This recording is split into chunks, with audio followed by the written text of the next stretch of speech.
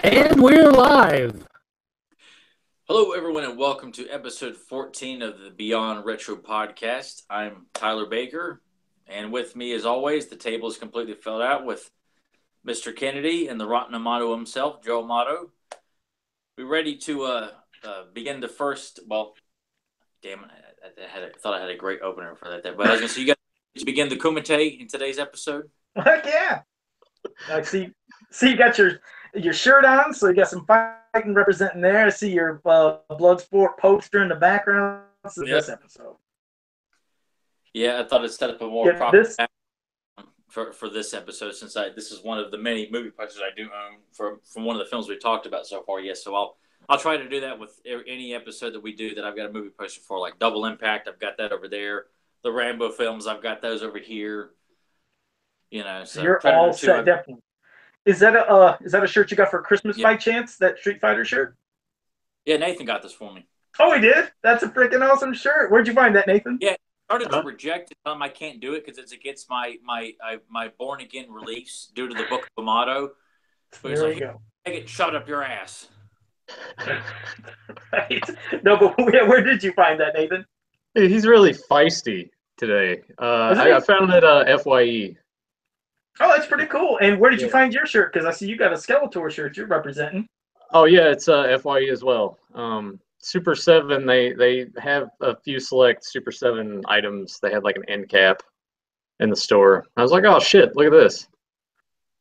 Okay, well, looks like we're all, it came Christmas time, everybody got a shirt, and I'll represent mine. My sister found this. I had no clue, didn't even expect nothing like this. She found this Freddy and Jason t-shirt at Walmart, and it's a Christmas themed one. It's all original art. I was just cracking up that they did something like this, because usually, sometimes when you see merchandise based off of movies, they'll just have, the same stock photos that they use a million times, and they put a Christmas hat on or something. But no, it's like Freddy's got a Christmas present down there, and Jason, I thought this was cool as hell. So yeah, my sister got me this for Christmas then.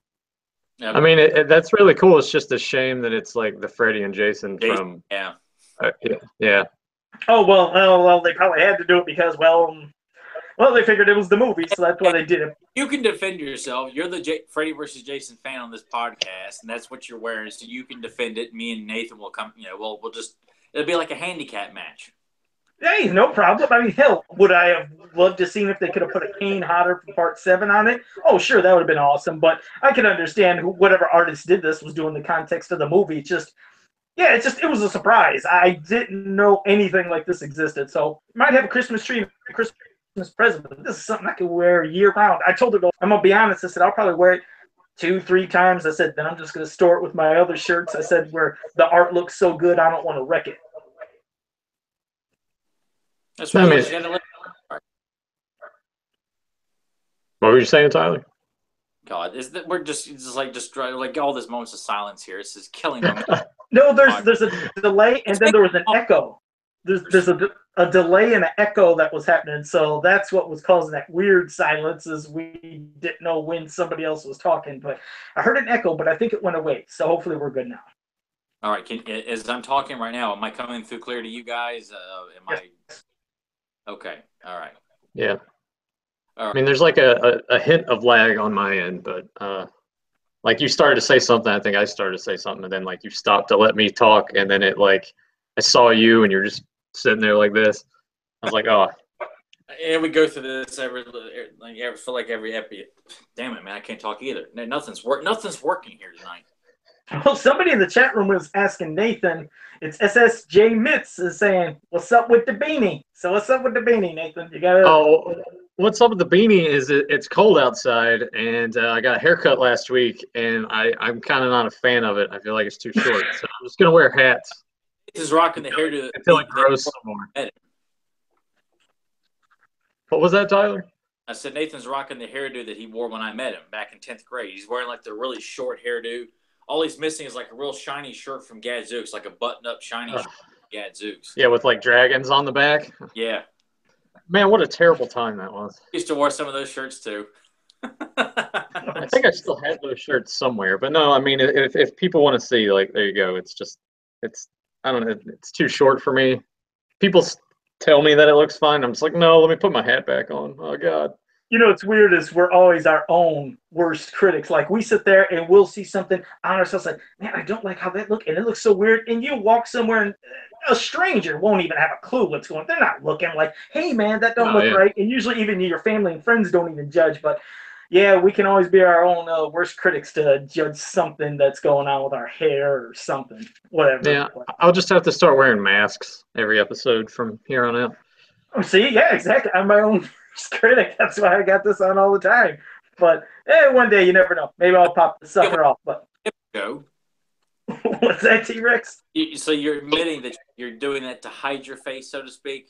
Pretty much. It's yeah, exactly. See, I'm my own worst critic. Not only with things I do and customs, but with my own face, yes. So that's why this mask is always going to be on. So I won't have the luxury of just popping off like how Nathan's like, hey, check out my hair. It's different. No, this is just going to stay right on. Now, when you posted a picture a while back with you wearing a Meteor T-shirt, did anybody come out and say, "Wow, man, Joe's one ugly troll"? Was I face? I mean, was I maskless in that picture? You were maskless in that picture. I will never forget it. You were wearing sunglasses in the picture too. Oh, okay. Yeah, well, I always disguise it one way. Sometimes I have a hat. Sometimes I have sunglasses. Sometimes I'm covering the lower mouth. At no point did somebody see the entire face, hair, eyes, all that. It's always been something layered where it's been disguised. Kayfabe, man. You got to keep the gimmick alive. Exactly. You got to get it. It's just like when Rey Mysterio, when he unmasked, I mean, everyone's, oh my God, he's unmasked. And then it went for a while, and then he put the mask back on, tries to forget that the unmasking never happened. I mean, I would too, because that whole No Limit Soldier stable and all that shit was pretty bad. So, I mean, it makes sense. I would too if I were him. There you go. But well, T-Rex. We got a topic today of a movie that, when it came out. I mean, you go ahead and start it off, but I'll just run my thoughts of things. I mean, we all will, but go ahead. Why don't you start us off? What we're going to talk about? We're talking about the greatest martial arts movie of all time, in my personal opinion. I'm not into Hong Kong cinema. I'm not into crazy flying fists, flying kicks, Jackie Chan films, and all that stuff. I never have been. I give it a shot. I'm not into it. I like watching Jean-Claude Van Damme. And Bloodsport was the first Van Damme film I ever saw, and still to this day remains to be my absolute favorite. It's a movie I know just as well as the live-action He-Man movie, Predator, Jaws, Batman, Ghostbusters. I can quote it to death. It's a movie that me and my dad have been quoting with each other since I was a child. And still do it to this day. Still quote that movie to each other. So it's a tour de force, at least in my family, this movie. But is it a Christmas film? There you go. There you go. Really, Bloodsport is a film of all seasons. It works on 4th of July. It works on New Year's Eve. It works on Easter Sunday. It works on Valentine's Day. I mean, it packs every holiday. So we're just trying to figure out if there might have been like one scene in the background where maybe there was like a Santa Claus decoration somewhere just appearing. I can think of 2 scenes. I could give one to Nathan, one to Joe, and shove it up both of y'all's asses. No, but this is not the traditional Christmas movie. However, I can make it so. He could make it, but no. I mean, it was all about the martial art movies when I was growing up because. I did like all the cinema from China. I like the Bruce Lee, the Jackie Chan, all the kind of movies you could. But Van Damme's always going to be. Go ahead. Yeah, so all those kind of movies. It was just that just where I grew up, and I'm sure we're almost everywhere. Just everybody was into it at that time. And when this movie came out, it started everybody mimicking parts of the movies, acting like they could do something, doing the dim mock, doing the death touch and just all the imitating motions and scenes. And it's something as simple as the part where you remember where Van Damme sat there and did the coin switch, with the guy, me and my cousin were obsessed with that. Obsessed with that so much to where we were practicing each other. Like we would take a coin and we'd put it between our fingers here, and we were trying to find a way of popping it down and grabbing the other, and we started perfecting it. And we were doing that with some of our friends, and he was making bets with his buddies and stuff and doing freaky stuff, and then saying, all right, take a look at that date. I just want you to see that. I'm going to be able to snatch this out your hand. And the guy's like, yeah, it sure as shit. We was able to perfect it. When he did it, looked at the date, it was a different date. Oh, man. It's so many things in that damn movie. Like I said, from the coin trick to just the kicks, the punch, the helicopter kicks. I mean, it was just too much. Like I said, we'll get into all sorts of different parts, but man, it's we're not going to do the debate of it could be another episode, but I just remember was when Bloodsport came out, and then a little bit later, maybe a few months later, here comes Seagal with Van above Damme's, the. I'm selling the debate right now. Van Damme's better. Well, here's the thing. I mean, that's the thing. And then here comes Above the Law months later with Steven Seagal. Holy Jesus, in school. Oh my God, that's all it ever was.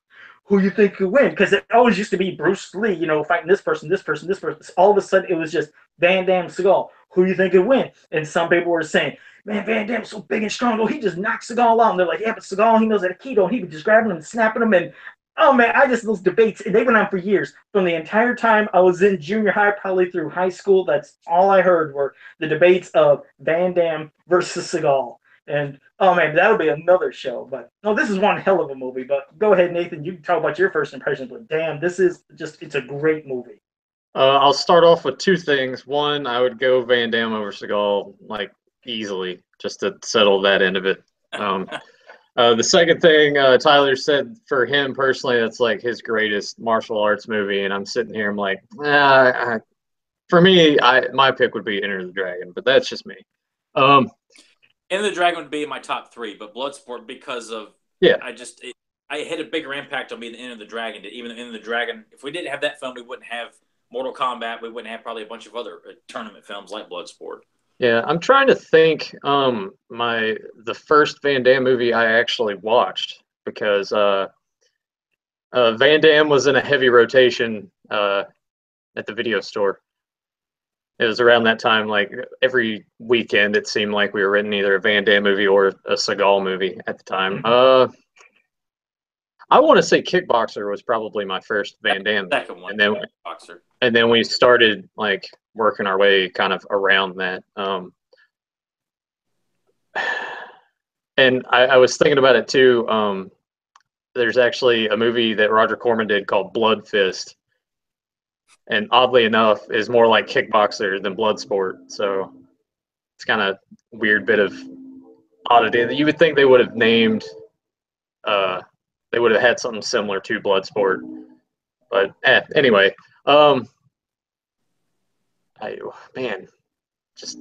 kind of losing my train of thought. Did you just have a talent? Where the hell was I? Had the Leslie Nielsen moment. Yeah. Are you hearing some back audio? I think it just went away, but I was hearing back audio. Sorry about that. I don't know where that came from, but no, I mean this movie. It's a story of this kid. He's with some of his buddies. They break into somebody's house. They're going to steal a sword, and the kids run out, and Van Damme probably is second guessing it, wants to put the sword probably where, back where it belongs. And this young little kid, starts fighting them. And then, of course, Van Damme goes on to train with, like, he's basically through a deal with the parents going to become like the sparring partner for this young boy. But eventually then after, I think the son, he died, correct, Tyler? I forgot, was it in a war that he died, or what happened to the son? It's never said. When I watched it as a kid, I took it as like that Shingo was killed in the Kumite, and I always like to think that it was Chong Li that killed him. Okay. The Kumite's every 5 years, so I took it as that when Shingo was killed, Van Damme takes up the mantle for the next 5 years to train with Shidoshi, and to honor him by competing in the Kumite. At least that's what I always put in my head. Like and I'm sure there's some sort of behind the scenes story. That could be interesting. I like that. I like that way of thinking of it. But yeah, he wants to learn. He wants to be trained now. But he's not Tanaka. But he wants to, just like you said, and honor him. And he's learning all the techniques of the family. And learning, of course, as there's always foreshadowing. Something's going to come up. The part where he's doing the blindfold of setting the table and everything, and to set and relax, and as everything is calm, and then of course, bam, his Shidoshi, he sets there and he tries to attack him. Van Damme catches it. I like the impressed looks, of the mother there, and of course the father over there. But I like that what he wants to do to honor, and of course then, as a sensei is eventually, sick. And you figure, yes, he's going to die sometime. He wants to, honor him, enter, the tournament and hopefully win. for his, Shidoshi, for, the Tanaka clan, which eventually, as you see when they start getting there, they say, like, he says he represents the Tanaka. He doesn't look Tanaka. And then one guy said, who cares if Bruce Springsteen, is Shidoshi? Or, like, he doesn't even care. But when he does, and that's the other thing. I know you guys you had to have, martial arts friends like me. And everybody in there, around the neighborhood was always trying to do that dim mock. It was so cool, when he's like, the bottom one, when he was ready to smash that top one. I mean, it was so damn cool to see that in the movie, when he was, and then boom, that bottom brick shattered. We all tried, of course, not a single one of us can do it. We're stacking bricks, they're falling over, the top one might crack a little. Man, the things movies make you try to do, because it's so damn cool, all the things that are happening in this movie. Like I said, as we're talking, we'll be thinking of probably tons of different things with our minds spinning, but go ahead, Tyler, spin it back to you. Incoherent description of Bloodsport I've ever heard. Was it? That's what I mean. It's just so many You things. were all over the place. I love it. My brain you pass over Ray Jackson.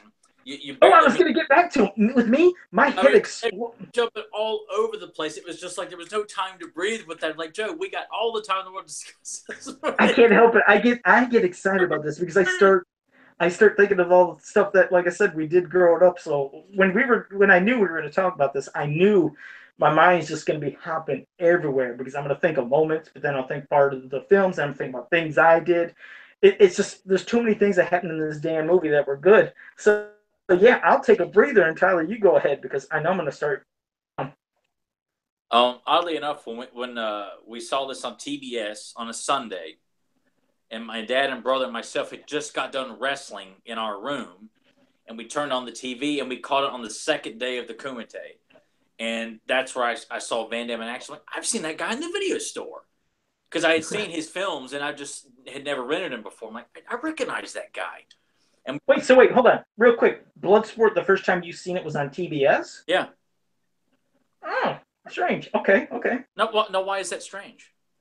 Well, because it's just weird. You said you've seen like a lot of his movies like in the video store or something else. So, like I said, I was renting Arnold, Stallone, and Chuck Norris films. I had not yet been introduced to any of the martial arts stuff. This is like 1992, I think. Oh, so you've sseen plenty of his movies in the store, but never rented. Yeah, I had seen Kickboxer, Cyborg, Bloodsport, and I think Death Warrant, and others in the video store to rent, and they caught my attention. I just had never rented them before. Okay. So when I saw it on TV, I thought, wait, I know that guy, and I didn't know his name. I just, I was trying to okay, I've seen him in the video store, and after we saw that, I told Dad because we had our guys' weekend coming up. I said, I want you to rent that one movie that where he's got the guy with the mustache behind him. I was trying to describe Tom Poe. He doesn't have a mustache, but I thought the blood on his face was the mustache. So my dad goes to the video store and can't find Kickboxer, so he ends up renting Problem Child. Problem Child. Wow, what a difference. And I was like, this isn't the Van Damme. He was like, well, I couldn't find the one you were talking about. And so we went back that weekend and I got Kickboxer, but it was all because of Bloodsport. So anyway, this was something that I associate this movie with this Predator, Rambo, the missing action films as a kid. Like as a child, you're watching these action movies, and it's like the Santa Claus effect. You're seeing, Arnold, you're seeing Van Damme in this film breaking a brick, 4 bricks up. You're seeing him do all these crazy splits and breaking a bamboo stand from the strength of like doing a split and pulling himself back together. And you're seeing Ray Jackson break a brick with his head, and Chong Li's breaking the guy's kneecap or his leg. It's just all this stuff you're saying, gosh, this is what real tough guys do. It's like you're believing that these guys could do all this stuff. Even though I'm watching it as a movie, I'm seeing it only as, this is the ultimate badass. This is this Rambo and Predator, Dutch and Van Damme and Bloodsport, Kickboxer. It was just everything you could aspire to be as a young boy. Like it was all about these tough guys and Van Damme. God, when he came along, it was a long, long stretch of me and my brother just going through the catalog of films and then going to see, his movies at the theater like Street Fighter and Double Team, which unfortunately was the more kind of downward spiral of Van Damme's career. But it was still a blast to see him regardless. But it all starts with Bloodsport. I mean, Dad used to mimic Chong Li when he would wrestle with us. He would grab a hold of our arms and hold it down, and he would do like the waving taunt, like don't tell him, no, don't cheer yet, don't cheer yet. He would do that with me and my brother a whole lot. He would quote Hassan, show you some trick or two.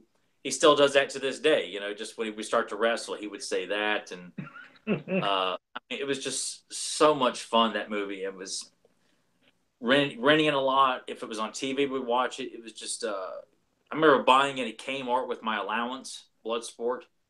And for some reason too, as much as we had rented this movie and watched it, I remember one occasion my mom took me to the video store and I told her I wanted to rent Bloodsport. She's like, I don't know, Tyler. I think that movie's so violent. And I talked to her into let me rent it. But then I got to where all I had to point out was, hey, Mom, Van Damme shows his butt in this movie. She shut up. Oh, jeez. Because, like, we rented Universal Soldier, and I said, hey, Mom, his butt's coming up. And she would come in the living room and watch the butt scene. And then she would leave. But she had no problem. It's like, just, don't repeat the cuss words and fast forward to all the sex scenes, and you guys can watch it. That's crazy. Well, first I want to say hello to JSP in the chat room. Thanks for joining us. So, see, you're right, because in that movie, it's not really much of a love interest as a. Oh, Leah Ayres, boy, she's hot as hell. Do you guys? She is super hot. Well, that's the thing. Of course, I wanted to see her nude. Like when I knew, oh God, they were in the bed. It's like, here we go. It's like we didn't see nothing in her. And then, like you said, look, there's like beating cheeks about Leah Ayres. Hell, I did too, man. Oh, that's all. Really? What's that mean? I was like, oh, giddy. But then we ended up seeing Van Damme's butt. I was like, oh, Jesus, there we go. That's what I don't need to see. I never liked seeing the action stars that were in any of my movies. Of course, like, God damn, like, I don't want to see that. Like, show the women. Don't be showing him. It's uncomfortable. But no, I mean, she was hot, but she's a reporter that, hey, she was covering, the Kumite. She wanted to find out about all this underground stuff. But it's not, obviously it's underground, so it's not open to the press, but she finds her way of sneaking in with like one of those guys, and she's all like made up real nice and everything. So she wants to get her way into it. But no, like you said, you got Ray Jackson. I mean, this movie is like loaded with, for me, when I first started seeing all the people that were popping up, to me it's cameos that were into different roles. So I'm like, wait a second, that's Ogre from Revenge of the Nerds, when I first seen Ray Jackson. And, of course, when you see one of the federal agents, I was like, wait a second, that's Jefferson from Fast Times at Ridgemont High, the big football player. You immediately are just connecting people with people. But Ray Jackson, like, when he has his fights, he's just the big, brawling American. You wouldn't even want to call him a wrestler. He's just a big, big American brawler, big, tough guy. And he wants Chong Li, and Chong Li wants him too. Like, after he beats that one, he's like, "Yeah, guy, I want you. Yeah, you're next. I'm gonna kill you, man." But that's like when they had their match. I don't know if you guys ever had that, but I've had it so many times where I watch a movie where I know what the ending is gonna be, or I know the outcome, but I could watch this thing 100 times and keep thinking, damn, I hope it's different. Like I know Ray is gonna get beat up by Chong Li, and I keep thinking, oh man, keep hitting him, just like Van Damme said, because he thinks I got him, and I'm like, oh man, he's gonna lose, but you keep hoping. Can you beat him? You could have beat him. You had him down, but then you had to like gloat and say, yeah, Jackson, and he lost. I always hated that part. Like I said, I don't know about you guys, but I always wished the outcomes would change.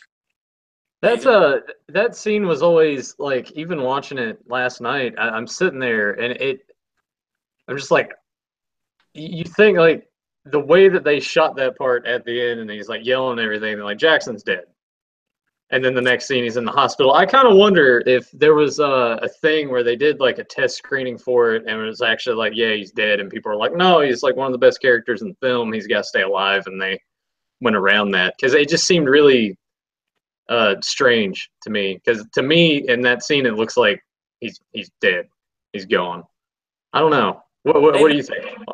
I've never thought of that, just because I just because they got the two sequences where he's in the hospital. They say he's going to be okay, and of course the end. But that would have been interesting had they gone back, and because I know Van Damme re-edited the film because they apparently it was a complete disaster, and I don't know if that may have been something that they decided to go back and add that in, because he is such a likable character in the film. I mean, you don't want to. It makes his death impactful if that were the case, because these guys don't know each other that long within the movie, but you buy into their friendship immediately. You know, bonding over Karate Champ, the arcade game. Yeah. It's extremely like when you watch it, even as a kid, like, oh dude, no man, he's gonna get it, man, no, and then Chong Li just comes in and kicks his ass, and that's what makes Bolo such a great villain in this movie. They don't have Van Damme and Bolo have not one scene together in this film until they face off. It's just a matter of editing the stares that they're staring at each other, and they do such a great job of building up this tension. Like when when Bolo comes in, his first fight sets a new record.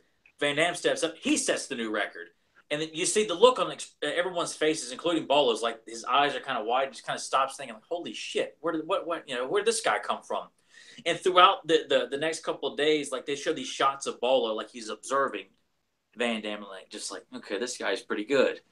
You know, just setting up this constant, you know, like, I got to beat this guy. Like, and even though you know it's going to come down to them, but they do such a great job of building up this rivalry between the two, and they don't have one scene together until the very end. And God, it's very effective filmmaking. Well, I mean, it also helps too with Chong Li that, you know, like he's just so calm through all of this process too. You know, like he's only aggressive when he's fighting. And that's when he's cocky, is when he's fighting. But all the other times, you know, he's just, like you said, he's just sitting there absorbing, learning like what he needs to watch for. It's to me, I wish in a way that like maybe Kickboxer had sort of been taking some more elements from that. I mean, it makes more sense in that context of the story. But it was just a refresher when you go, at least for me, when I go back and watch all those other films, that just like he is that different kind of villain. It's not about like I have to do like terrible, awful things. It's like, no, he's going to get to the finals because he knows that's probably where that's the only way he's going to be able to meet him. Yeah. So yeah, it's just a really cool, different take. And it's, man, I'm just not good with words today. I'm sitting here, my brain's like. But you're saying there too, there's a moment to touch on what Nathan said too, like when Ray comes in and breaks the guy's nose, the guy looks like my Aunt Cindy because of the hairdo.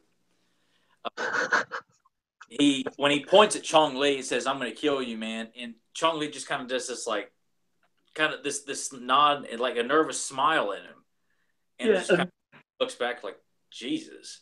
Yeah, it's kind of like a nice nod that Chong, like, I guess too, because I'm sure given everyone knows who Chong Li is there, and this guy from America comes in, points at the current champ and says, "I'm going to kill you." Not something you're probably expecting to see. So it's just simple moments like that make the characters in this film just stand out so much more when they're not given a whole lot of time to develop who they are, because it's not really about their backstory. It's about this tournament of various fighters and who's cool and who's not, who's going to lose.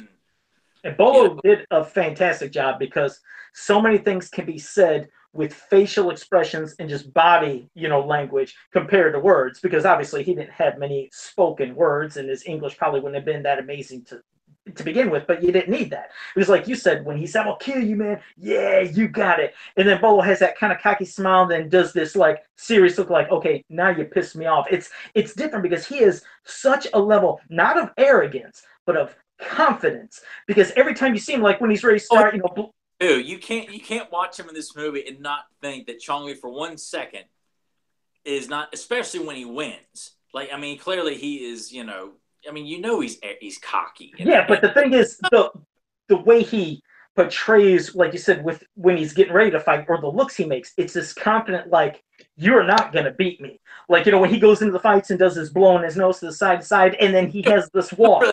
My dad, I was like, look at him blowing snot all over the map. What's the matter with him? Yeah, I always was sick, but he had the walk that everybody, again, when I was growing up in school, people like doing. It's like he was the epitome of a badass that you liked, but of course you'd love to hate, but you like seeing like how he walked with not even swinging his arms back and forth. It was just kind of like this. It was almost like a Jason Voorhees. It was just this straight up walking at you like he's a juggernaut coming right at you, and then then he'll go into his motions. But just every little bit, every detail, everything he does, it's a confidence thing. Even after he gets hit and like tastes a little blood or look, and he's like, and then he gets up and he does what he has to do. I mean, Bolo just did a bad. I mean, I even like his like, in a way, lack of respect of anything that doesn't pertain to him. Like when he kills that guy, towards the end in the Kumite, and they all stand up and they have to do that, paying their respects, and then he's looking, holding his hands up, and then just waves it off like, oh fuck this. Like he doesn't even care. He has no respect for anything. He's here to win, and he doesn't care about anything else. If somebody died, that's just another day at the office. It's nothing to him. Its life is meaningless. The only thing that matters to him is staying undefeated and being the champion of that Kumite. That and maintaining like that he's the alpha male regardless. Like it's like it come off as more personal that Van Damme broke his record, because the rest of the movie, the Van Damme has set the bar for the rest of the Kumite. No one else breaks the record. Not a new record is set during that entire Kumite. So he's going through the remainder of these fights just knowing that some guy's already beat me. So you almost feel like that's an extra level of intensity to get him to the end. Like this guy has made me look bad his first day here, and I have yet to best him until he goes through and beats Ray and takes the Harley Davidson do-rag and wears it as extra insult to injury on his knee. I mean, it was just hell yeah, shooting that shot, and then pointing his thumb at it. You break my record, now I break you like I break your friend. Exactly. It's simple. It's not silly dialogue. And I've seen this post on various websites. Bolo is not quoting Bruce Lee lines from Enter the Dragon here. About, bricks don't hit back, like how Bruce Lee says board don't hit back. Says boards don't hit back. In this, he says, very good, but brick not hit back. That's maybe a nod, but some people will say that all of Bolo's lines, which are only maybe 3, are Bruce Lee quotes. I see that on various websites and stuff. Like, people, get your damn facts straight. No, you're right. It's just like you said. If anything, yes, it could be an homage, but it's not like he's ripping him off. I'm sure, yes, he was in Enter the Dragon with Bruce Lee, but yeah, I know what you mean, because everybody who has said that, like bullets don't hit back, and then brick don't hit back. But yeah, you're right. It's an homage, if anything, but it's not like he's ripping it off. Loosely tossed around, like all of Bolo's lines are pulled from Enter the Dragon, because that's everything that Bruce Lee said. I break you like I break your friend, Roper. It's just stuff like that pisses me. And that's why Tyler hates some certain movies. Like, dang it, yes, I like Enter the Dragon, but damn it, I hate it just because of those lines. No, I got a problem with the fanboys who want to sit there and say this stuff as fact and put it on various websites and say that, Enter the Dragon is a masterpiece of martial arts cinema. I mean, it is from beginning. I can't wait till we do that. Doing Enter the Dragon discussion is going to be absolutely just be a field day. Yeah, I want to hit that one off. Oh, good Lord, the memories of that. 2 quick things. JSP asked if we've ever watched any Jackie Chan or Sammo Hung movies. Yes, I have. I watched plenty. Those will be other topics when we get to that. Hell, we even get to Sammo Hung had a TV series a little bit back, and he beat you with an eraser, he beat you with anything, but of course that show was, it didn't last really long. But he had a good TV show. And Charles Pelham, he says he can't wait to get off work tonight. He says, I'm totally watching the movie. So see what I mean? That's why we love doing these podcasts, is because we start talking about something. I just hope it just spurs your interest to go back and just martial law. Yeah, JSP, thanks. I had an absolute my mind shut down because it's been so. Yeah, JSP said martial law. It's so long since I've seen it, and I remember I think Arsenio Hall was in it, and then I don't know if when martial law when it got canceled or before it got canceled, like. Arsenio was mocking the TV show, like when he wasn't in it no more, or when it was off the air. He was like, yeah, well, think about it. When the main character is named the One. If JSP, you'll have to correct me if I'm right on that. I thought like the main character that they were going to eventually encounter in martial law was called the One, I think.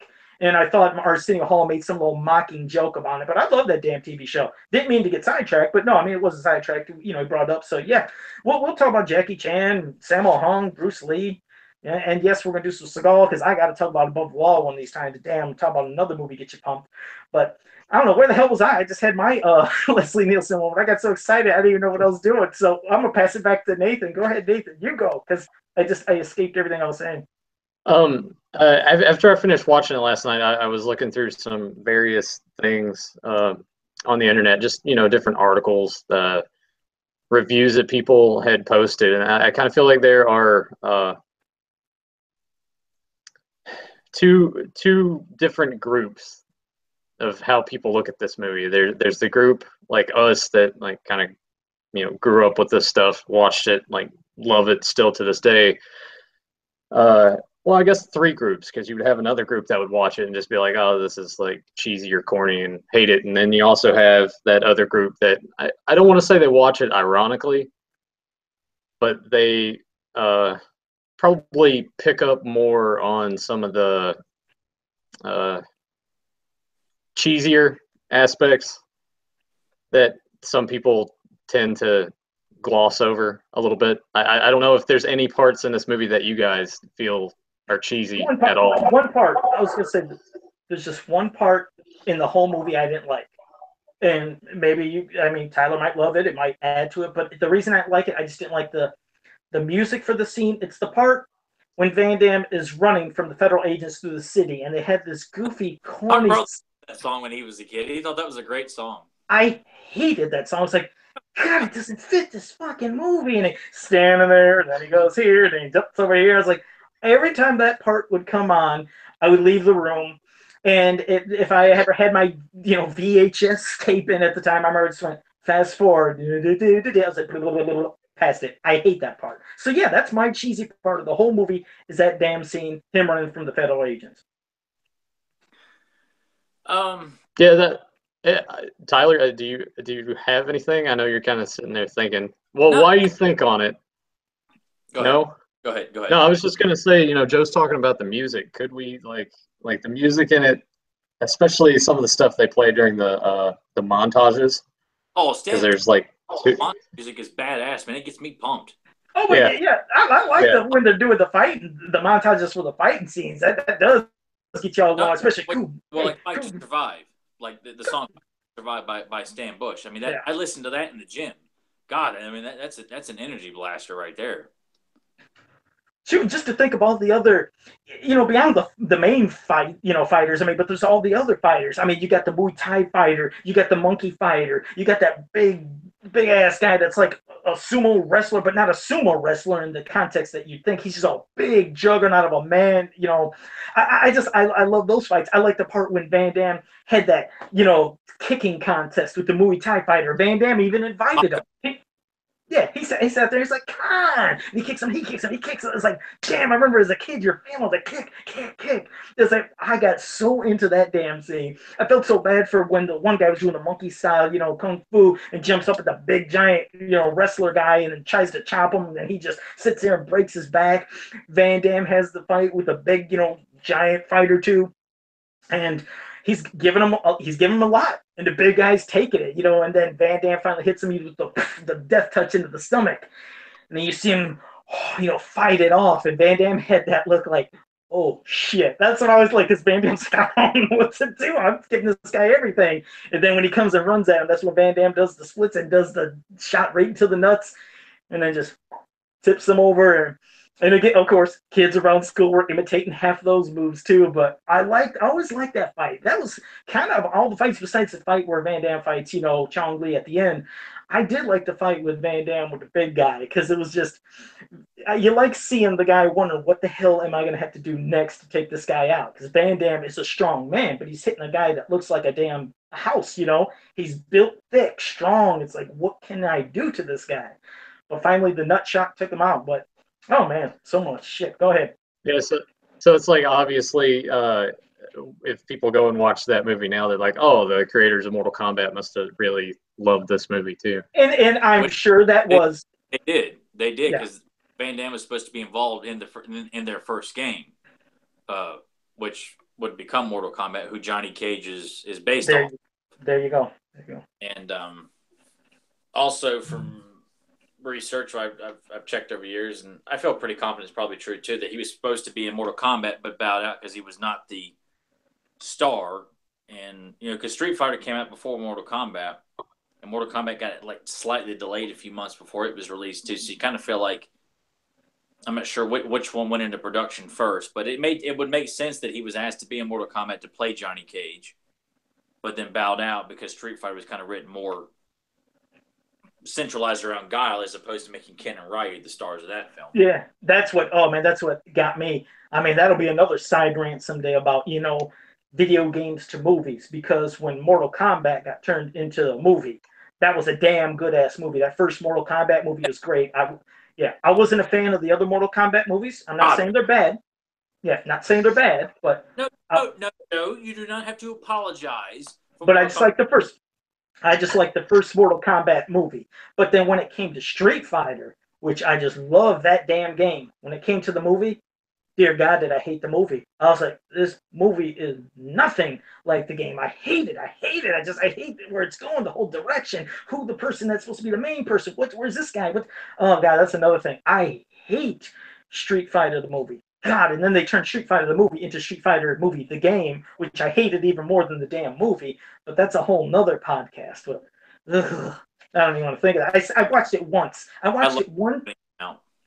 Dude, I watched it one time. I was like, that's it. I'm never watching this again. I was like, I love Van Damme, but I hate this damn movie. So there you go. To go back and touch on what Nathan said too about the score. He's just like, fuck that, I ain't gonna listen to shit. We ain't gonna tell about that because Tyler's all worked up. That'll be for another podcast. I'm completely lost here. Who's laughing at what and what happened? He's like, where the hell was I? No, it's just like, I can tell you. No, go ahead. I'm laughing because Joe went on the video game movies thing, and you're just sitting there like just kind of staring off, and you're like, all right, got to bring this back on track. Yeah. Because I was going to jump in and say, like, when I saw both of those movies in theaters as a kid, like, loved Mortal Kombat. And for me, like, I was more into Street Fighter over Mortal Kombat when it came to the game. So with the movies, it was just a complete role reversal. Like, loved Mortal Kombat. And then Street Fighter, when it was over, I was like, thank God. It was good, but it wasn't like Mortal Kombat. So. Damn, Nathan, Jesus, you said the exact things that I was thinking of as a kid too. Street Fighter was my game. I love Mortal Kombat the game, but when it came to movies, it was role reversal. So Good man. Well, go ahead, Tyler. We'll get you back on topic. Sorry about that, man. Now, when you guys keep throwing stuff out about Street Fighter and Mortal Kombat, and I feel like you're just like poking prod at me to get Joe to jump in here and give my 2 cents, and the next thing you know, our whole Bloodsport discussion's dead and buried. We're back to Bloodsport right now. Get back to Bloodsport. Go ahead. I still want to come back and discuss that.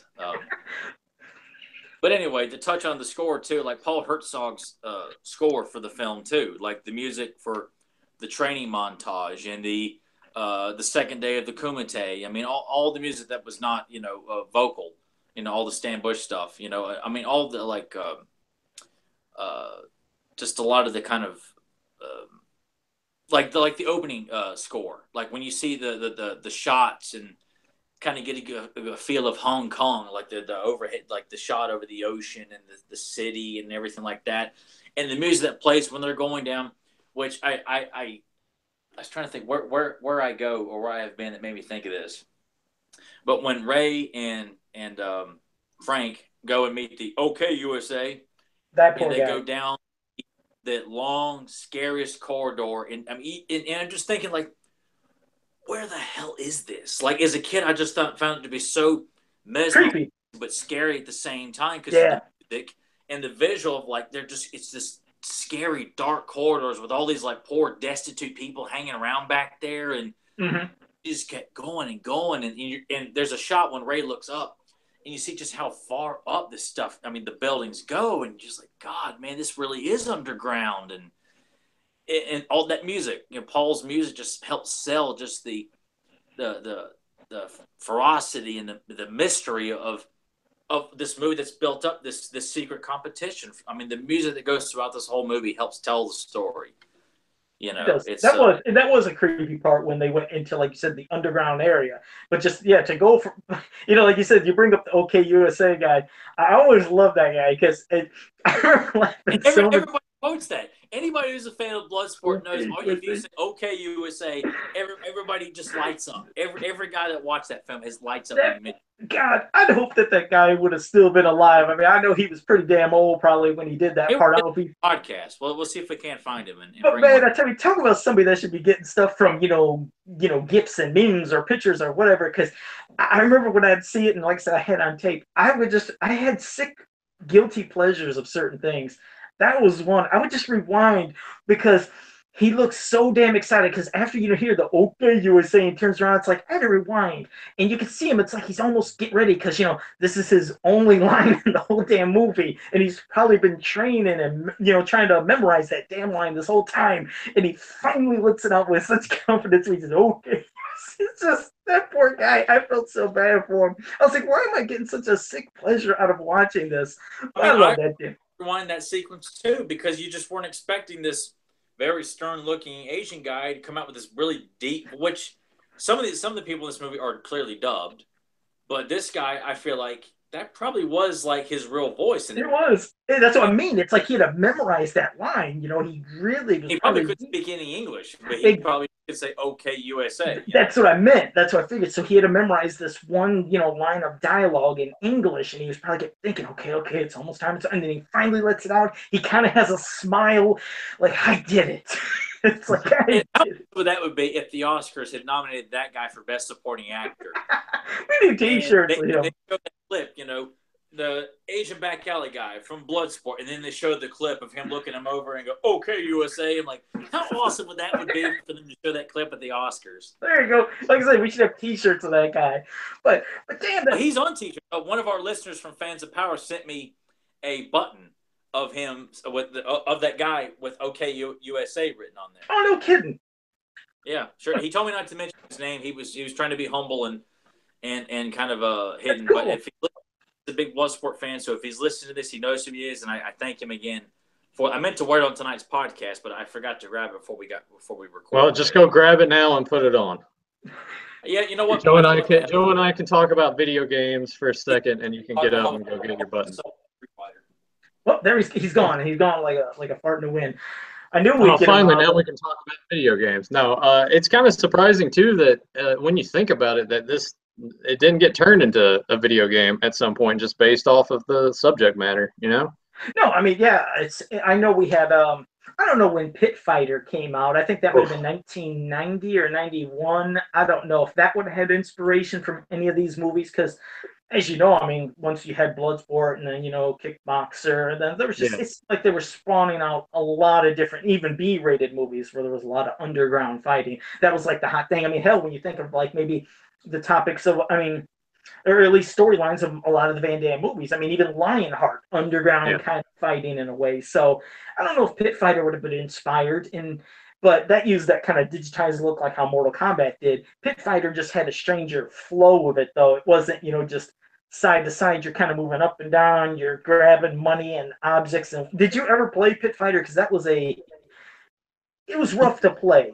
Yeah, no, I remember liking it a little bit in arcades as a kid, but when it came out on home console and I rented it, and I was like, eh. And then a few years later, when Tyler and I started hanging out, we went to this mom and pop video store, and they were still renting out Super Nintendo games, and this was like 2004. Oh, yeah. No, I thought it was a little bit later than that. Okay, because yeah, you're right. That's right. Yeah. And we rented it, and I'm just sitting there. I'm like, man, this game is trash. Like, it was horrible. Like, just really, really, like, the controls were clunky, and graphically, it just looked god awful. Yeah, you try to make the best of what you got sometimes. I remember when I bought it, I mean, it was rough. I tried to get into it and enjoy it because I spent my $50 on it, but it was still kind of rough. But yeah, like I said, I think that, maybe that was inspired, obviously, from a lot of the movies that we were just, discussing. A lot of the underground movies. Obviously, it had to be, you would think. But go ahead, Tyler. Now you got to talk. Did you find that button? No, it's not where I thought it was at. I could keep looking for it, but otherwise, no. Put me behind there. So I'll try to get that on the next Van Damme episode we do. Oh no, that's fine. But yeah, so we go through, like I said, all them different fights you've seen through the entire movie, and then we finally do get to the climactic battle between Frank Dux and Chong Li, and Van Damme is he's besting him most of the time. Chong Li's getting his shit in too, don't get me wrong, but eventually, you seen before the fight started, he had a little thing that he put, like in his belt area.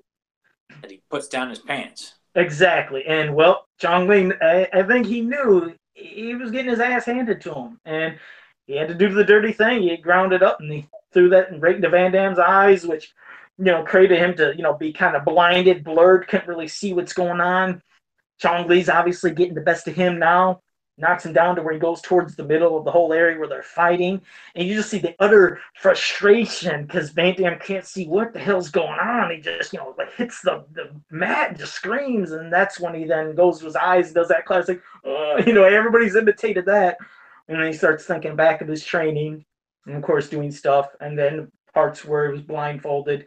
And, of course, then when Chong Li tries to hit him, he catches it and he starts fighting without really seeing what the hell is going on. Chong Li tries to do that sucker move by throwing, the referee towards him, but, he feels the gi, he knows what's going on, puts him in back of him. And then you're just treated to a lot of cool kicks, but then came the trademark helicopter kicks that everybody loves seeing from Van Damme, just one after the other and other and other. Everybody was doing that shit too. Everybody's trying to do the helicopter kick, but his just looks so good. The way he twists and then his body goes and then he turns his body and then the lower body goes. He perfected that great. That's one that you always wanted to see him do in the movies in some form, was that damn kick or some kind of cool kick. I'm surprised you guys didn't get hurt when you were kids imitating this movie. We did. That's what I mean. Severely hurt. When you guys were talking about trying to break bricks and everything, it's kind of surprising no one broke their hand.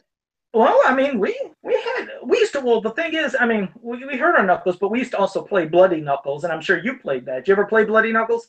Yeah. Yeah, I mean, damn, you get that. Hell no, because the one guy wanted to play looked like he would stab himself with rusty staples, beaten up and bloodied. He was already hitting puberty. He had really bad BO, but he was real friendly. But hell no, I ain't playing Bloody Knuckles. Yeah, so we hurt ourselves. We imitated everything in that movie, from them mocking each other, and kids are stupid as shit. Yes, we were doing the nut punches. The only move we never wanted to try, because it did freak us out, was the breaking of, like you said, the shin bone when it popped out. We never wanted to play of kicking towards, downward like that. Never imitated that move. But we did, we're sitting there doing the jump helicopter kicks in the air, trying to do that shit, seeing who could do it the best. That movie was just, oh God, what a time to grow up in the 80s when that movie was out and all the action movies and beating the hell out of each other. How fun. Simpler times. You didn't have to worry about people being offended and reporting your parents or anything. Exactly. Like I said, kids could be kids and just do some crazy stuff, and I miss that. I miss it from the 80s, from, like you said, Van Damme to then Seagal, and then it's like where are the action stars nowadays? I can't think of any. Where are they at? Vin Diesel, man, stealing cars and calling himself Triple X and being in a bunch of other failed franchises that can't get off the ground unless he's stealing cars. I miss it. And that's when I found, hold on a second. Let's see. Charles Pelham said you guys should do Revenge of the Ninja. That movie is awesome. Yeah, trust me, Charles. I haven't seen that movie in over 20 years. We got there's tons of stuff, Charles. There'll be days where we might double up some movies. We got a lot of good stuff, but that's a great suggestion, man. Appreciate that. But no, like I said, that's what was sad is I remembered we were always so excited to see the new Van Damme movie, new Seagal movie. And then eventually they weren't popping up in the theaters no more. And then you'd see, oh my God, something came right to VHS. Remember, before DVD, right to VHS? What's this? And you watch it like, what was wrong with that movie? Something was off. And then you see another, and it's like, damn, they became cursed to straight to VHS then DVD. It's like no more theater stuff, and the movies just lost that magic. It's like you said, it's just the studios behind it. I mean, maybe not good directing, not enough money. It's just, oh man, I was so sad to see when they're just both of them, their movies went to right to it like that. Damn, that sucked. Yeah, I remember when. I mean, because that kind of happened to everybody. Like Arnold, Stallone, it's like Stop or My Mom Will Shoot, and Junior, and things are coming out, and you're like, what's happening here? It to me, it was like, it was almost like action, like horror died off. Probably you could say like there at the late 80s and had that resurgence when Scream came out, and then like action movies sort of died off a couple of years after that. It was kind of weird how that happened. I don't like. What do you guys think may have changed there? Do you think it's just the audience perspective of it? Like they've just moved on to something else? Because I can't remember once those died off, sort of like what took its place as far as like popularity movie wise. Well, you know what's funny? I was going to say, as for that time, it seemed like there started. You're right. You were saying Scream. Then I know it was the I Know What You Did Last Summer. It seemed like there was starting to trying to do these teens horror movies where even our horror characters were kicked to the side in place of kids wearing outfits and being the killers or some other dork, or I don't know. Things just changed. But JSP, at least for nowadays, I'll agree. He said nowadays. He says the action movies, he said, has been replaced by the comic book superhero movie. I agree. You're right. That's what's happening nowadays. At least, in this time, it's been going on for a while with the Iron Mans and then the Thors, Incredible Hulks, all those. But right after the time of Van Damme and Seagal, damn, I couldn't really tell you. Like I said, unless it was just some of those teeny bopper or horror movies, I don't know. There was just no more action stars. Their box office draws too, because I looked up stuff about that a long time ago. Because when I broke my heart when I saw Legionnaire in my local Blockbuster. I'm thinking, wait a second, Van Damme just put a movie out in theaters. What the hell is this?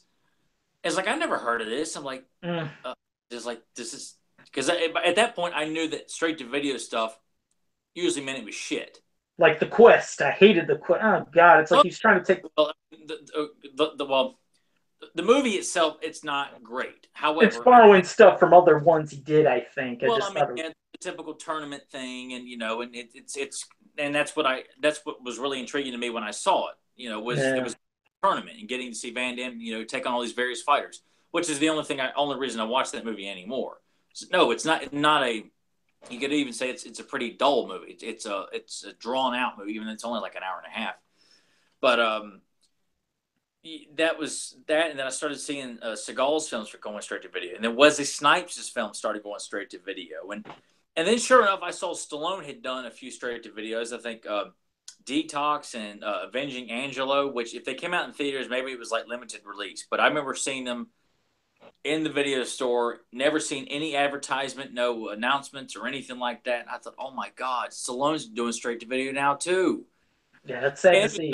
Like, towards the end of their career, they were doing films that just weren't bringing in lots of money. Like with Stallone, he had done Get Carter, which is a good movie. Van Damme had done Double Team, The Quest, Knockoff. Seagal had done, of course, Seagal was packing on the pounds, which certainly didn't help. His call to action. Yeah, there's a couple. There's another reason for Seagal. First, I want to say to the Jake Juggalo that's in the chat room, thanks for joining us. We all know you, buddy, so thanks for finally catching a live one with us here.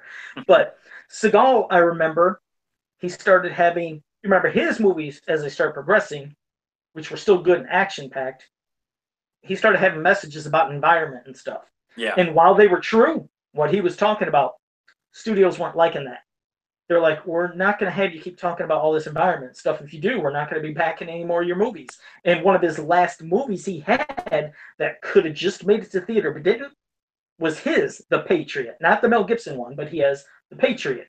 And that one had something about something that was going on. And because he did that, bam, that was the first movie I seen of his that went right to VHS. And ever since, all this stuff was there. I think I know, damn it, I hate when I forget something. There was a movie he had where it did go to the theater, but I don't know how good it did, and then it went back to basically his VHS DVD stuff. Was it Exit Wounds with DMX? Oh, yeah. Yes, thank you. That was it. That was the movie he did to try to resurge his career or something back in the theaters, and I don't know how well that did, but yeah, after that, wow. I mean, you could go into every 2 months it seemed like you could go into the video store and see a new Seagal movie. It's like, my God. And pretty much all just were, I mean, sure, maybe some were pretty good, but nothing like the theater stuff. I don't know why, but just, yeah, they all lost it. It's unfortunate. But yeah, damn it, Bloodsport, this is a movie you can watch anytime and be into it from the beginning to the end. It is so full of action. I mean, like I said, we talked about that corny little part where the running scene with the music that I don't like, but... Well, the corny part, that part does not, I get why you say it, but I don't find it to be off-putting or killing a momentum. Just for me. oh, it took me out of the mood. It had this cornball music and then this goofy way of running and him. It's just forgettable. But yeah, everything else though, you're into basically the whole entire damn movie. So my blood pressure's all worked up. Tom, I have to go back to you because I got worked up there. Well, no, it's an immortal classic. It's in my top. It's my favorite Van Damme film, along with Kickboxer and Lionheart, in my top 3 Van Damme films. And still is my favorite martial arts film of all time. It to me, it's aged well.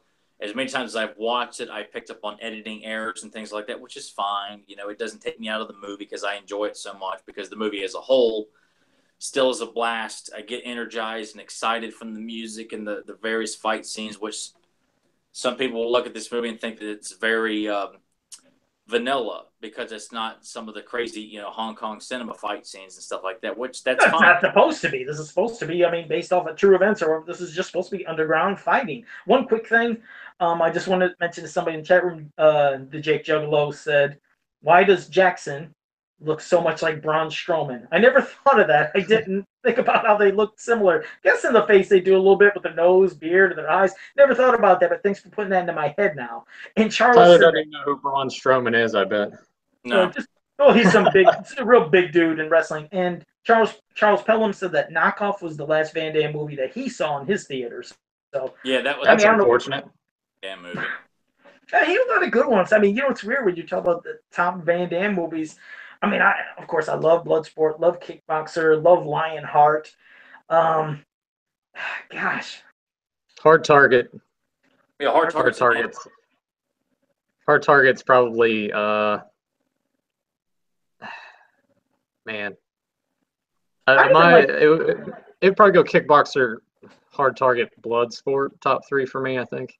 You know what? I had to rank them. I was gonna say you might not like this. It was my kind of Van Damme version of a Die Hard, but I like Sudden Death. I like Sudden Death. Sudden Death's amazing. No, Tyler was like, I don't know, that movie kind of sucked. I'm like, dude, you got to go back and watch it because it's amazing. And he went and watched it again. And sure as shit, he's like, oh, you're right. This is great. And then he bought the movie poster for it. Girls on you. I love it. I love Sudden Death. I love that damn movie. But when he wasn't doing the traditional Van Damme stuff, so that's why I couldn't get into it as a kid. I just thought this is not, you know, not what I signed up for when I rented it. So it was just, you know, and that fortunately Nathan was pushy about it, and I gave it another shot, and I liked it so much I went and bought the movie poster that weekend. That's awesome. That's amazing. There's so damn it, JSP. Why did you have to say something in the chat room? Because now he just mentioned Universal Soldier and Time Cop, and yes, I love them both too. Damn, I forgot there were so many good ones. Oh man, Jesus! Like I said, so many Van Damme movies. The ones that basically, were in theaters were, God, they were almost all good. I can think of all were good. We just when it hit VHS DVD is when it just went downhill. Like wasn't. Isn't there recently supposed to be a recent Kickboxer movie that he's in, but he's not the main star, or what is that about? Just pretend it never happened, Joe. Okay, I've never seen it, so it's not even worth watching. Keep it like that. Keep it like that. I didn't. I watched I think 3/4 of it, and I ended up I think either falling asleep or turning it off. I mean, it is what it is. It's basically just a rehash of Kickboxer. I wish I could remember the name of the. I mean, Batista is like the villain in it, so you know, if anyone has an interest in any of that, but I mean, it's not like the worst thing ever made, but I guess if you're looking at it in the context of they're kind of just remaking it and it's not as good, then it's pretty bad. But I'd say if you wanted to have a few drinks, kick back some drinks and watch it. You probably have an all right time, maybe. All right. I wish I could remember because my memory is just so bad. I seen a few months back, there was this movie I didn't even expect Van Damme to be in. It was some movie that was supposed to be kind of like a comedy where these people crash on an island and Van Damme happens to be there. Jungle? Yeah, that was it. Yeah, it was just, he's in there. It just as a comic effect, but it was actually funny. And they made reference to Orko in it and something else, but I actually got a kick out of that movie, but it's not a Van Damme movie per se. He just popped up in it and had these silly moments, and for whatever reason it worked. That was on Netflix. I don't know if it was a Netflix exclusive, but yeah, it was on Netflix. You pretty much guaranteed that Tyler's not going to watch that. Oh, no. I've already heard of it. I know what it's about. No, I have no intentions of watching it. No. Yeah, he wouldn't watch it. I just watch it because I'm going through Netflix and I'm like, okay, because there's days when I'm in my comedy mood and I'm like, okay, let's hope this is good. You can always tell there's certain movies though, right when you're seeing the description, like forget it. This one I was like, yeah, I'll give it a shot. But there's just some. Oh, speaking of a bad movie, one that whew, there's a movie that just popped up on Netflix called Bright, and it stars Will Smith. Yes, Holy dear God, was this a hot mess? I mean, it's supposed to be an alternate type of Earth reality where we live with ogres, or I'm sorry, orcs, elves, fairies. There's magic. It just whatever formula was meant for that movie, it didn't work. It didn't work for me. I mean, more power to somebody that liked it, but whew, if you want to try something, anybody out there that's listening, if you want to give it a quick shot, maybe you'll love it. Try Bright on Netflix. Why the hell would you just said it was a hot mess? Because I like I told you before, sometimes I want people to see a hot mess when I'm saying it, so they don't think I'm full of it. Like, give it a shot. And if you don't like it, you can shut off right after a couple minutes. If you want to intrigue and just abuse yourself, go ahead and watch more. But that was a bad movie. Some people like watching bad things too. Like, it kind of goes back to like that. B movies from the 80s and 70s is one thing. Watching something that Will Smith is doing, I almost feel like that doesn't come off as like a fun B movie that you can have fun with. That comes off as like, God, man, this guy can't stop making bad stuff. Yeah, well, I already read that there's like 11.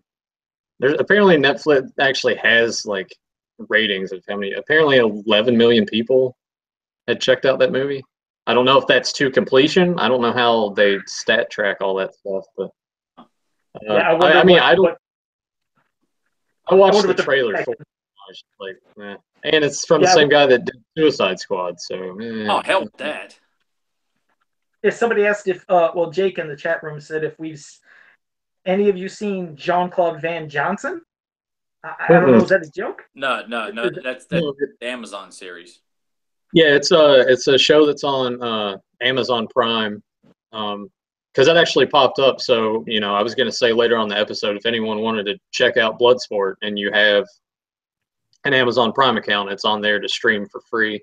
But also the show that he's talking about is on there as well.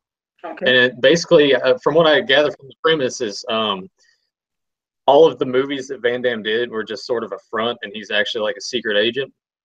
So, okay, that's weird. Who knows? Just watch the first episode just to see what the is, like how it works. Well, speaking of bad movies, real quick, Nathan, did you watch Axum, or did you? No, I haven't watched Axum yet. That's bad. That's so bad. Yeah. It's good. You get really, like you said, for you, you're gonna have to get drunk.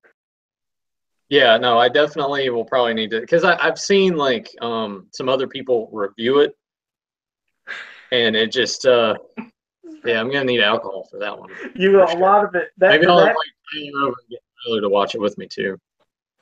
There you go, and get Thanksgiving too. Watch those two, and get Tyler to watch Thanksgiving with you. Tyler's got to come over one time. You just got to sit him out there into a chair. That's fucking horrible. I don't know how we got on that podcast. There you go. Okay, well, Tyler, let's go wrap it up and your final thoughts on this, one of the best action movies, fighting movies they ever did, Bloodsport. Man, I mean, we're here to just celebrate it and praise the hell out of it, and I hope that's what people got from this. I'm always intrigued to talk to Bloodsport with people, to know that people are fans of Chong Li and Van Damme and the helicopter kick, and can quote it from OK USA to You're Next and various things. And it's a movie that, I mean, hell, we get Joe to get a different setup. We need to do a commentary for Bloodsport as well. So this is a movie I definitely would love for us to revisit with a commentary at some point, or maybe even other discussions. But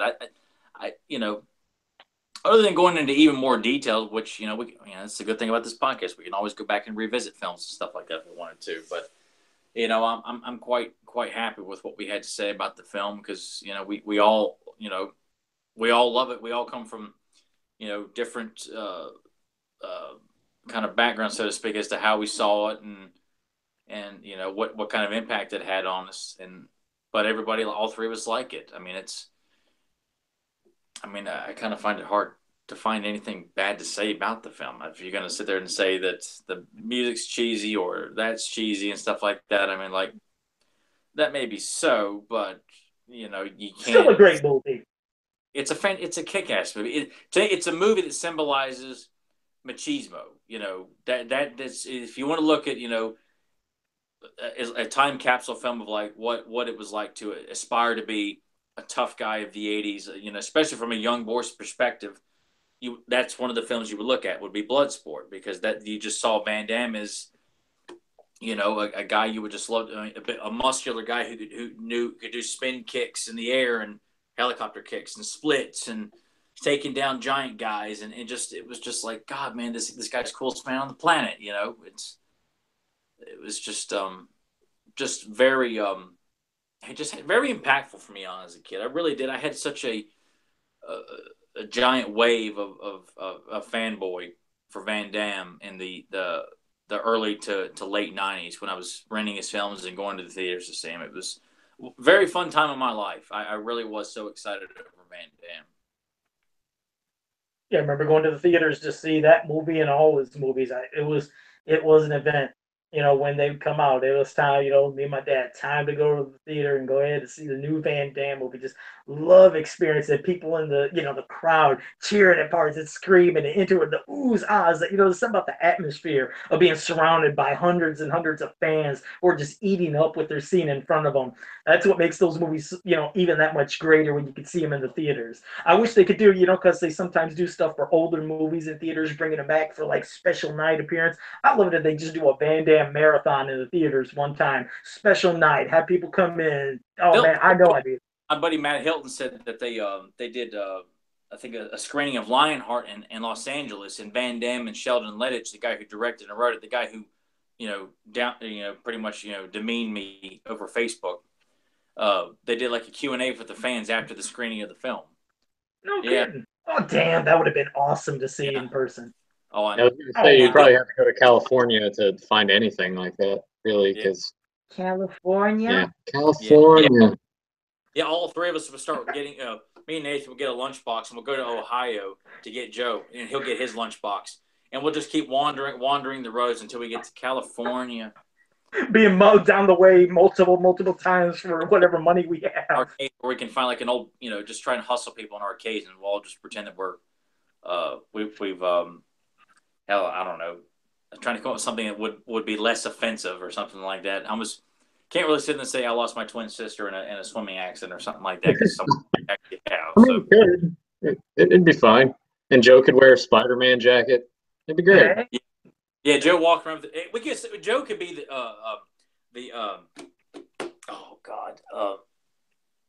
Jimmy. Joe can be Jimmy, because Joe could wear the mask and the Spider-Man jacket, carrying a lunchbox. Clearly, there's something wrong with this guy. So me and Nathan would be the hustlers. And, we'll end up teaming up with like some cute girl along the way there.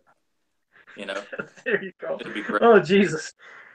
Oh man. And coming along trying to get Joe and take him back to Toledo, Ohio. Oh, there you go. You just gave all the parts unknown. Now everybody knows where I live. Son of a gun. If that's one of the locations I'm at, I don't know.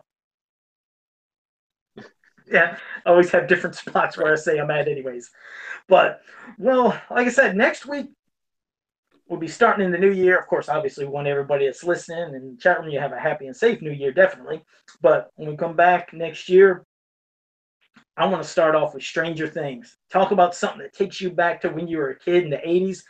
We're going to do some Stranger Things discussion. Season 1 and Season 2. We'll just battle it all together. So if any of you guys are fans of that, you're going to enjoy that. If you've never watched it, get onto Netflix and do what Tyler does, do what Nathan does, and binge watch Stranger Things Season 1 and 2. I took time with mine. I have patience, unlike these two who have to just binge it and suck it up in 2 days. But, if you walk into a crowd of Stranger Things fans, they'd shove you in the first locker they found. Even if they weren't in a school, they would find a locker to shove you in, because you sound like such a dork when you sit there and say, I watch one episode a week. I take my time. I know books and take your lunch money while we're at it. I know how to enjoy things. It's like you got to take it slow. It's like just like in the days when you'd watch, like an episode of any show that you still see on TV. You watch one episode per week. It's like, why just gobble up all? Don't watch, cable TV like that. So I don't have Why gobble up your food? commercials for Geico and car insurance. What the hell is it with this nation's hard on for car insurance commercials? God, you can't watch anything with Allstate and Geico and Geico again. The Progressive. Tyler, So funny. It enjoy the meal. You just gotta enjoy the meal. I don't think Enjoy it's the so meal. much people have a hard on for insurance companies. It's so much that the insurance companies pay a shitload of money to promote their companies on television. People are like, a lot. I just love those Progressive commercials. It's so funny. The Flo girl, she's so funny because she does an Elvis impression. Oh, she's so funny. And the Geico commercials, like, hey, I just saved money on car insurance. Oh, they've done it again. Well, it's like, think about the days of the MYP cartoon. Now, I know Tyler, of course, impatient, and a lot of people aren't. If you like it, cool. But I wouldn't have wanted, like, let's say, deal with my car insurance rant. Hey, hold up, because I'm back to my rant about how I don't binge watch. Now, picture if MYP would have been available to us, like how it is for Netflix, to where, here you go, binge watch it. I would have hated to watch the whole season of the MYP Masters of the Universe in a day or two, and then have nothing to look forward to next week and the next week and the next week or anything, or the days after. Like I said, I like building up. It's like enjoy it, because once it's done, it's like, oh damn, like, oh, I can go back and watch the rerun, sure, but I would enjoy being built up for the episode The Island from the NYP series, or being built up for the episode Ties That Bind, or being built up for the really pissant, lame ass finale or a second part of Rise of the Snake Men. No, I would have much rather preferred to watch it at the comfort of my own leisure time and realize, okay, that sucked. Let's move on to the next one. Instead of waiting and waiting and waiting. Those insurance commercials that everyone has a hard on for. What? What? You say that? There must have been a gap there, or there must have been a cutoff between everybody. All I heard was Nathan said I had a hard on for commercials. Yeah, for those insurance commercials. Oh, God, yeah. That's so funny, man. Oh, Jesus. All right, well, that's it. Tyler, why don't you tell everybody where they can go before we wrap this up? Hey, wait, I don't get to give any closing thoughts on Bloodsport. No, it's fine, Joe. Fine, you guys should see you guys next week. Bye. Nathan's like, fuck off, everyone. See you later. No, I meant to get back to you. I was going to run it back to you again, but go ahead. You do, Nathan, before. Yeah. Sure, Joe. He's like, yeah, Joe, sure. He's sitting there flipping me off and everything. And go ahead, Nathan. Sorry about that. It's all right. It's easy to forget about that when we're talking about hard-ons and insurance commercials, and all that shit. No, I guess I got to thank my dad, really, because without him, I wouldn't have seen any of those movies growing up. And seeing Kickboxer first, and then like after seeing that, going back to the video store the following week, it's like, oh, here's Bloodsport, and a couple years later, oh yeah, here's Double Impact, here's all this stuff. Like without him, like being super excited about it, I never would have been exposed to those movies until much later in life. Tyler was talking about how Van Damme, you said he edited the film, correct? Like he went back and.